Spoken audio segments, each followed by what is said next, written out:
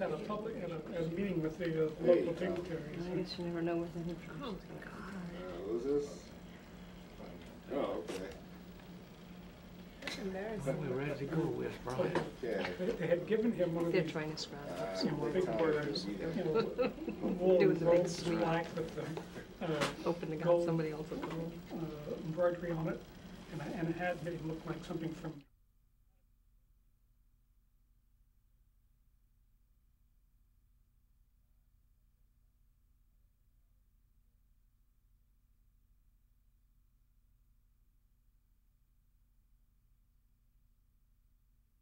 It's hard. I do that with my husband. I mean, I actually have to feed and then get on my knees and get him to study. Packages and computers and machines. He was almost Except for this tie, which I had to buy because I was out of town. And I know, I'm not putting No, on him, you know. no, I I haven't bought He it. was handed down. Clothes in Oh, dear 30 years God. ago. My wife Way to was the front. impressed with me. No, I guess we like to buy new things all the time. We like an excuse to run and buy them. But she does it out. You know, I know nothing about Cover, that she area, she goes out except and that I get the a lot of money impression on her, for that it, herself, I mean, it's buys, just, a little from they're me. Galveston and all, I mean, it's not below sea level like thing, but it's No, just but it tabletop is, stuff. I mean, yeah. the water will just simply, I mean, the water will just simply sweep across that area. They were saying yesterday, and I've never been to Galveston. I've only been to Houston. Houston is not that far from the coast either. I mean, this thing won't lose much before it gets to Houston. Weren't they talking about evacuating Houston? I think they are. Well, in my mind, if we lose Houston, we don't lose a lot. Well, I just I thought mean, it the was a only bright terrible side of this city. whole thing is it's Texas. Exactly. Hopefully they'll get to Bushville.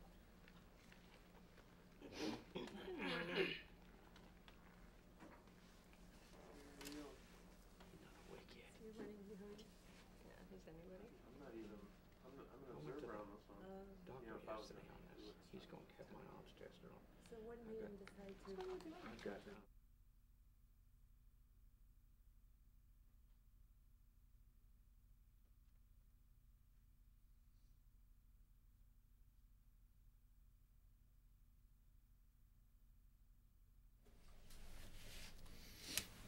Admiral Nichols, this is Brian Whitman at the Pentagon. Can you hear me?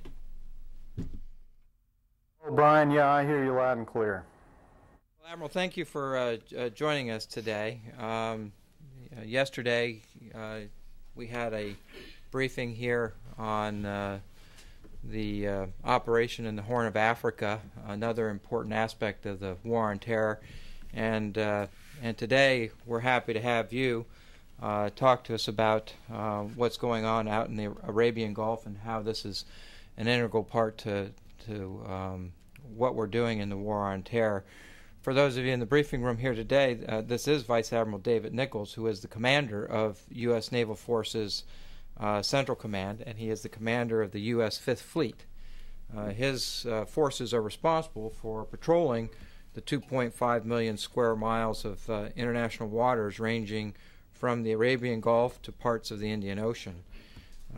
Approximately 1/3 of the 45 ships that are operating in that area are from coalition nations, so it is a coalition operations, and it has been some time since we've had the commander of the Maritime Intercept Operations talk to you back here, so we thought it would be helpful to bring some visibility to what this important mission is out there.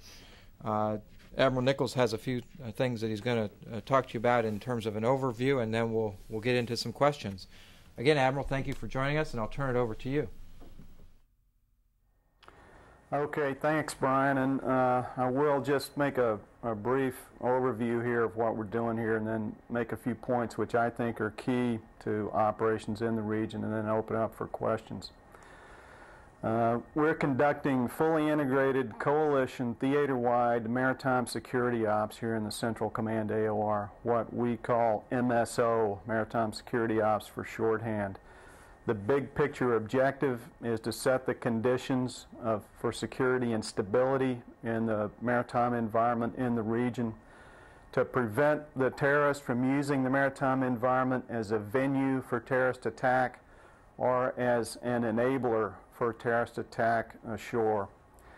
In execution right now, we're focused on pressurizing traditional smuggling routes, means, and methods in the maritime environment here in the region. That includes the illegal arms trade. And we're also focused on deterring attack against key economic infrastructure. The composition of the current combined maritime force, about 45 ships and 15 maritime patrol airplanes. As you said, Brian, about 1/3 of that is non-U.S.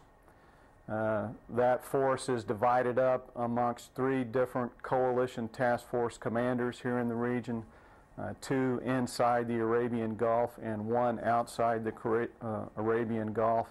Currently, 2 of my 3 commanders are U.S. They're inside the Gulf. My commander outside the Gulf, Task Force 150, is a French admiral. Big pieces of force structure on the U.S. side includes 1 carrier strike group, the air wing and other capability that brings, 1 expeditionary strike group, which includes Marine Expeditionary Unit and Marine Aviation. Also noteworthy are the 10 coastal patrol vessels, boats we have out here. 6 of those are U.S. Coast Guard. They play a key role in what we do out here, and Coast Guard's been a very important part of operations in this region since 9/11. On the non-U.S. side, the coalition members currently include UK, France, Australia, Germany, Italy, and Pakistan. Pakistan is the only regional country that participates full-time in integrated coalition maritime operations. Pakistan's been a member of the coalition force for over a year now and has made some very important contributions. Other countries who have been and or will be part of the coalition maritime force include Canada, the Netherlands, and Singapore. In fact, my next commander of CTF 150 will be from the Netherlands, a Dutch admiral. Also noteworthy is Japanese contribution out here to enabling task force operations. The Japanese have had an oiler in the Task Force 150 operating area for a couple of years now, providing logistic support and fuel to enable Task Force 150 maritime security counterterrorism operations. That's been very important to us. Combined Maritime Force maritime security operations are designed to complement the counterterrorism and security efforts of regional navies and coast guards and other regional security organizations. We share a common goal against a common enemy here in the region. Most of the countries out here are leaning into counterterrorism ops and have improved effectiveness. Particularly noteworthy are what I think are what Pakistan and Saudi Arabia have done over the last couple of years. And then finally, before I open up to questions here, a couple of comments on Iraq. Under the Operation Iraqi Freedom Mission set, we support multinational corps Iraq, mostly with sea-based tactical aviation, also with intel, surveillance, and reconnaissance. We're helping build capability and capacity in the new Iraqi Navy. We work closely with the UK-led team that's an element of the Multinational Security Transition Command Iraq. The Iraqi Navy, though small, is already integrated into our maritime security ops in the Northern Gulf, as well as Iraqi Navy Marines aboard the Iraqi oil platforms in the Northern Gulf. So that's a quick overview, Brian, and now I'll open up for questions from your end. Thank you. And let's start right here with Charlie. Remember, the Admiral can't see you. I know you can see him, so many of you know him. If you just identify yourself, that'd be helpful. Admiral Charlie Ollinger with Reuters. 3 questions, rather broad. Have you had any, since when we talked to you last, you had not had any recent attempts on the oil rigs, you know, to sabotage the oil rigs. Have you had any attempts at that? Are there increased hashish movements in the area, or is it pretty much stable? And have you had any increased movements of foreign fighters either to or from the Horn of Africa via water? Yeah. On the first one, Charlie, we haven't had any attempted attacks against the oil platforms in the Northern Gulf since they were attacked April a year ago. As far as the movement of drugs and people, a year ago we were quite frequently finding major drug shipments. Now, I say that we're not in the counter-narcotics business. However, there is an indirect relationship between drugs and the drug business in this region and terrorism. But we haven't found much at sea lately, nor have we found many foreign fighters at sea lately. Our intel indicates that the smugglers and the terrorists know that we're out there paying close attention, so it seems that the deterrent effect that is the primary effect we're trying to have is occurring. Okay. Joe. Yeah, Admiral, this is Joe Tabet from Al Hurra TV. My question is if you can give us more details or an idea about the capabilities of the Iraqi Navy. Okay, the Iraqi Navy, as I said, is fairly small. About 6 patrol boats, a total of about 700 sailors, and there are around 400 Marines or so. But they have pretty much continuous patrol boat presence in our Northern Gulf maritime security ops. Because the Iraqis know the lay of the land and understand what they're looking at up there a lot better than we do, they've been very helpful there. The Iraqi Navy Marines, as I mentioned, we have them aboard the oil platforms now, and in the not too distant future, and I'm calling that about November, most of the security effects aboard the oil platforms will be Iraqi Navy Marines. So on the one hand, there's good progress there by the Iraqi Navy, as I think there is overall in Iraq in terms of building the security capability. On the other hand, there's plenty of work to be done there to continue to help the Iraqi Navy build particularly the sustainment, logistics support, other kind of capacity it's going to need to be operationally effective. Go to that. Hi, Admiral. Michael Bruno with Aerospace Daily and Defense Report. Following up on the previous question, what are the platforms that you see that the Iraqi Navy needs as you continue to build it? Do they need airplanes? Do they need more ships? What kind of capabilities do they need at this point? Well, I think there's good news there. One of the tendencies when you're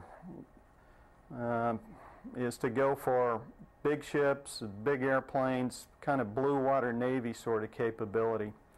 But the Iraqis, again with the help of this UK-led team that's part of MSTICI, the Multinational Security Transition Command, I think they've got their requirements in the right quadrant. They know that they need things like small patrol boats that give them the ability to enforce sovereignty inside their territorial waters and in the waterways, Shah al-Arab and Khor Abdallah, which are key to the reestablishment of legitimate commercial activity in southern Iraq. I would say the most important thing is not in terms of their requirements in terms of platforms, but again, I'll go back to my last point. It's about building the ability to sustain, and again, MSTICI and others, including us, are working hard with them to help them on that. I mean, it's going to be a gradual and an iterative process, and I believe that we're going to be involved in maritime security ops in the Northern Gulf for a while. Al. Admiral Al Pessin with Voice of America. On your deterrence of drug smugglers and terrorists, can you give us some idea how big an issue this was, say, a year or so ago versus what you're seeing now that you're having this impact?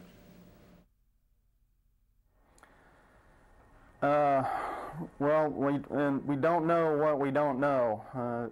Al, is kind of the short answer of where we were a couple, 3 years ago.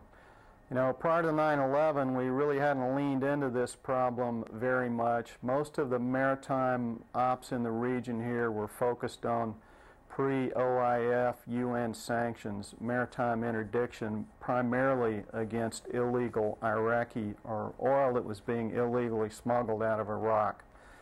And while there was some focus on terrorist activity, it wasn't really looked at in an integrated way the way we do it now. So, but I'll also say this, based on what we have learned over the last 1.5 to 2 years, we don't think that the maritime environment is routinely being used to move terrorist or terrorist-related equipment around the region. And again, we think it's partly because of deterrent effects that we've had. It's also because of our teaming with people ashore, such as Joint Task Force Horn of Africa. We work closely with MND Southeast, and then coordinating and complementing our operations with other countries here in the region. So I can't put a number on it for you. One thing we have going in the headquarters is a process of campaign analysis, which we're finishing up so we can better understand and quantify the kinds of issues that your question implies. Admiral, have you seen any smuggling activity or any suspicions regarding Iran or any smuggling, particularly involving nuclear materials? No, not in the maritime environment. I think it's pretty well known that there is movement of terrorist or military-related equipment and people across the land border between Iran and Iraq, but in the maritime environment, we haven't seen anything Iranian that concerns us. Admiral Nichols, Sandra Irwin with National Defense. I wanted to ask you about the force structure question. In the Navy officials here at the Pentagon are telling us about the downsizing coming up in the Navy in the future in terms of people, ships, airplanes. Do you think that's going to have an impact in any way on what you're doing in maritime security, or is that something that you don't really worry about right now, or you don't really worry about it at all? Well, I don't worry about it right now because it's not going to happen right now, or not really going to happen on my watch. But we've been participating in a process with Navy inside the Beltway there to try to get this right in the terms of how the Navy is reshaped to be more relevant, more responsive, and have more utility in the 21st century security threats we're going to face. And our inputs there have been not so much on the size of the force, but the operational and tactical effects and capabilities that we're able to generate out of the naval force. And we've framed this within the context of what we call fourth-generation warfare, which is exactly what we're fighting in this region against a non-national or transnational threat. So again, short answer, I'm not worried about it in the near term, but I have a responsibility here to participate in the process and make sure we get it as right as we can as Navy goes through the QDR process and the other processes inside DC that determine the shape of our force and the capabilities we have. Follow up, Admiral Nichols, can you say what kind of capabilities you think would make the Navy more relevant in the future? Well, I can give you, I just give you a few examples of a process we went through in the headquarters where which we call strategic review. And again, we took our view of the strategic security context of the 21st century, the laundry list of things like non-national, transnational threats, failed, incapable states, corruption, et cetera, looked at operational level missions that we thought Navy should be able to play in there, which we came up with 18, and then we translated that to a total of 650 operational level capabilities and effects. Now, one thing, probably the most what's different is, again, I've been in the Navy 32 years, which we spent perfecting third generation blue water warfare, and then the last 10 years or so we've moved into the littorals, but it's still been more of a conventional military kind of capabilities and effects. The kind of security challenges that all countries are going to face in the 21st century we're going to be faced with the requirement to have capabilities in our military that has looked more like law enforcement, Coast Guard, legal, consequence management, environmental, et cetera, et cetera. Specifically, some of the things we're focused on right now are what we call maritime security ops in-game effects. And that's the capabilities that our boarding team have for non-intrusive inspection, for biometrics, for example, to understand who we're looking at out there. Those are the kind of inputs we've made to Navy. One other thing, and that's going to be, I believe, getting this right in terms of the joint requirements piece is going to be very important. There are what I call operational level joint enablers, such as intel, surveillance and reconnaissance, command and control, logistics support, sustainment, and a list of others, which getting that right to enable the employment of the joint force is going to be very critical.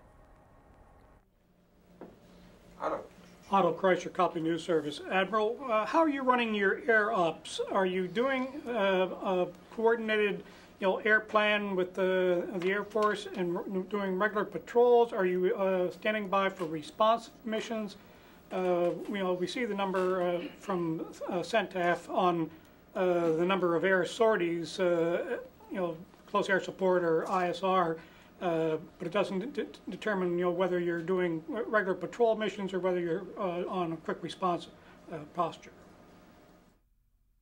Yeah. Well, for support for OIF, the ground commander there, ultimately at MNCI, and his commanders through the combined air power process make inputs to the CFAC requesting effects. And then our carrier, CFAC works with the carrier for apportionment and allocation of primarily the carrier air wing sorties over Iraq, and that works out to about 20 to 25 a day.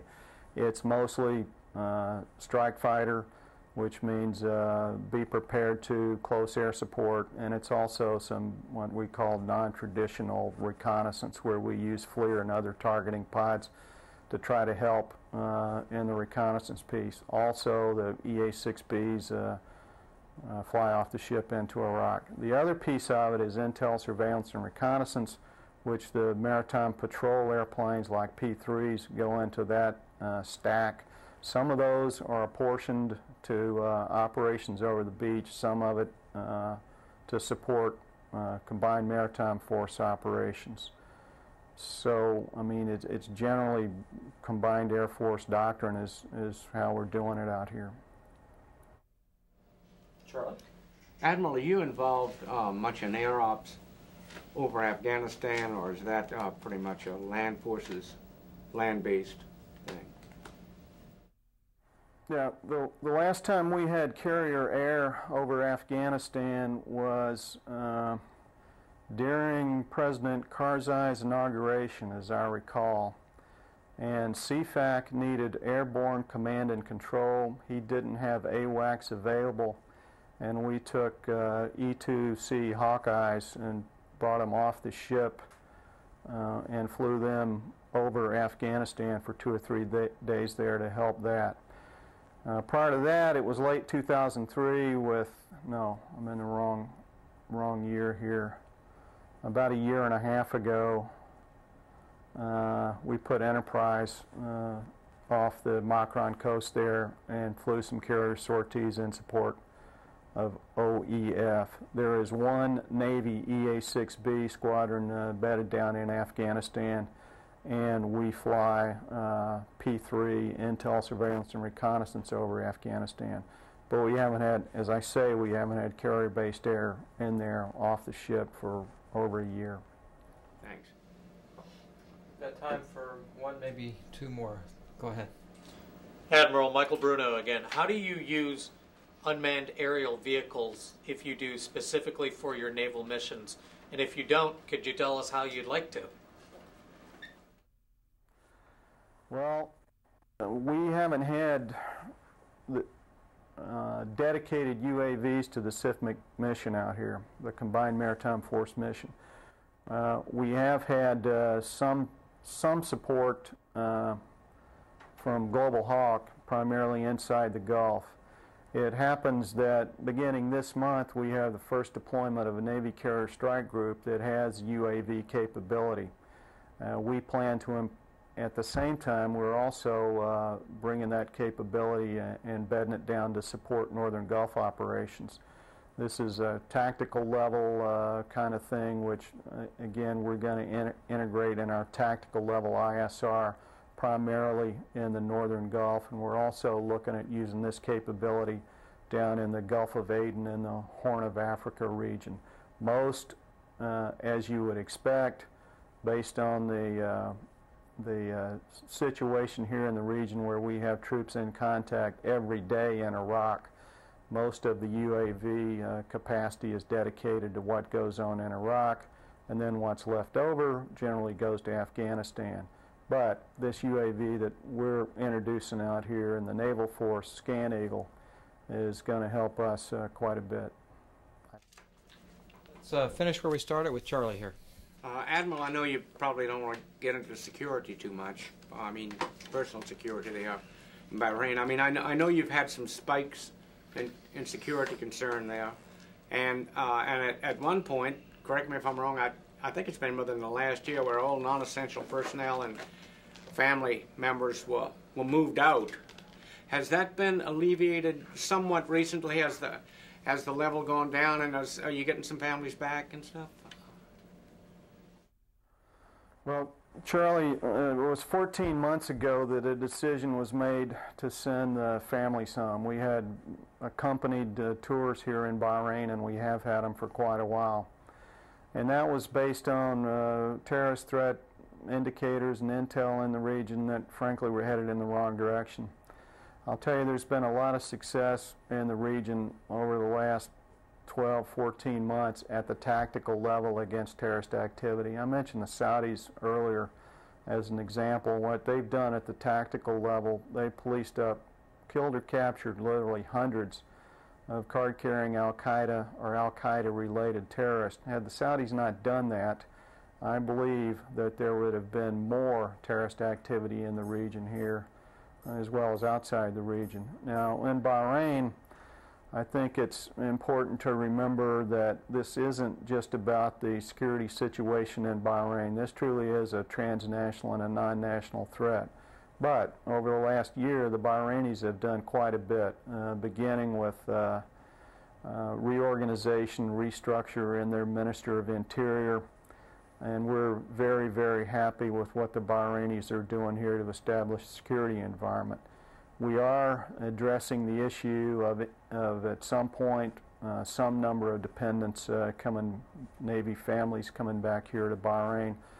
But it's probably a little too early for that. We have a few milestone events to go through here, particularly in Iraq. What happens in Iraq affects the security situation in the rest of the region. Well, Admiral, we've come to the end of our time, and we really appreciate you taking the time to bring us up to date on maritime security operations. We sometimes don't focus on that, but it is such an integral part to our overall operations there, and we appreciate the fact that from time to time you'll give us some of your time to give us an update on it.